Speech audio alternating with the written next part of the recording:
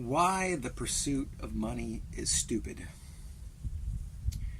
And by stupid, I don't necessarily mean those who pursue money as a necessity, are stupid. What I mean is the people who pursue only money and the money is the priority. Those people are acting in a stupid sense. As in, like, ignorant, naive, and in the sense that what you're really after is not money. You're just too stupid, too naive, too ignorant, too unaware of human existence to understand that the money is actually not what you're after. And even if you say, like, oh, the money is just a thing to get me the things that I'm after, then you're, like, actually still stupid and unaware and naive, because you're getting distracted from what you're really after. And that's where it comes in when you understand your own core values and you understand who you are and what you really, really want. Then you'll be able to go directly for that. And you'll realize that and money are completely different. And let me explain it in this way.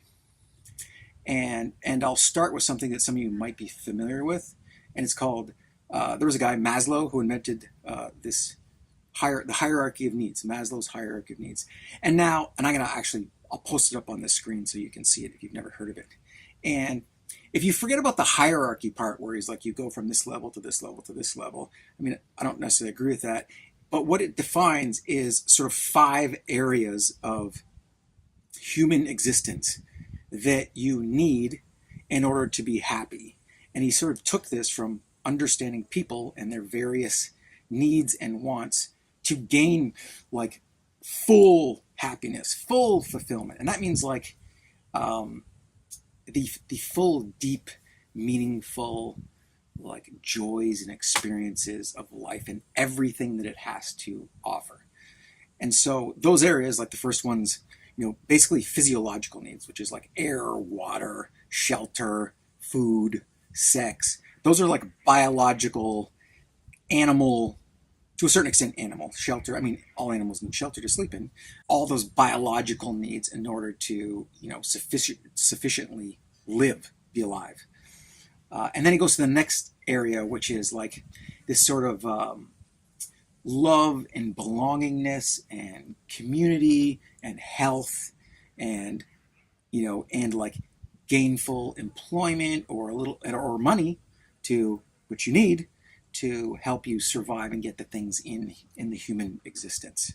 And so that is where, and you could argue that on the first level, you could argue that on the first level, you need money in order to gain some, you need money to get food and shelter and stuff like that. Of course, yeah, for sure. So money is needed there. And on that second level, you could say, oh, I need money for a lot of these things as well. Well, belongingness and love, not necessarily so, but you need money for, getting a job, employment, that sort of thing. But then when you go to the other 3 levels, which are belongingness and community and love and esteem and the sense of achievement and all those things in the next 2 levels, then up to the top level, which is self-actualization, which is literally what I just said in the beginning, which is understanding deeply who you are. And you could say it like what your gift is to the world, what you're really, really good at, what you love doing, your passions, and being able to realize those is the idea of this self-actualization, kind of like he says, the peak of the human experience. But you need all those other human experiences in order to get to that peak, those continuously have to happen so that you get that full realization. So the thing that I want to tell you about this hierarchy in the 5 parts is the parts where you need money are literally only a portion of 1 and 2. And if you divide those 5 parts up, you get 20% each to get to 100. If money is your pursuit, you're going to get a portion of those 2 first layers, which is a portion of 20, let's say 20% and 20%. So you're going to get somewhere around, I'll even say, like, let's give you like 5 to 7%. So let's say of that area, you need money specifically for a good 15, oh hell, I'll say half of it, 20%, half of those 2 categories, 20% of that 40%.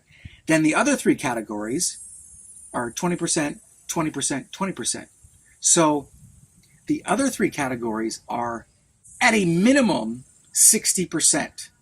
But if we're saying that, and we are, because it's true, if you look at the chart, that money is like needed for 20% of those first 2, then literally you're looking at 80% of the needs and wants of fulfillment of your life that are not money.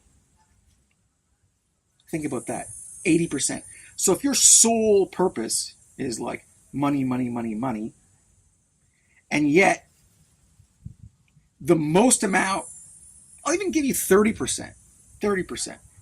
There's another 70% that you're completely leaving on the table.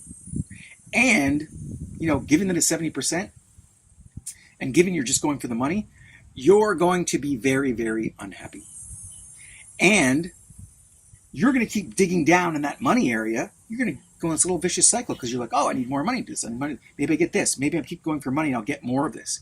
And it just gets to be a lesser and lesser satisfaction the more you go for it. So you need more and more. The hole is big, and it keeps getting bigger as you keep focusing on the money to fulfill those other parts of your life that you cannot get from focusing on money.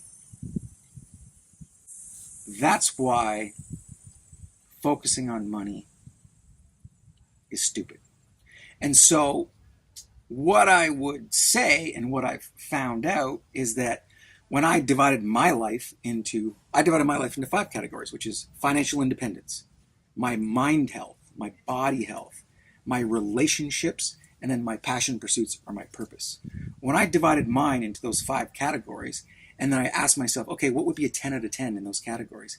Then I'm focusing on all 5 of those. And you see the money part, financial independence, is in there for sure, because that helps the other parts. But body health, your diet, your ability to have energy, your ability to be fit, your ability to do things, to have strength, your mind health, your ability to focus and to know on what's right.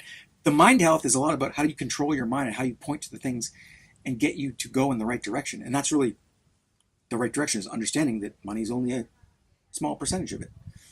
That's mind health.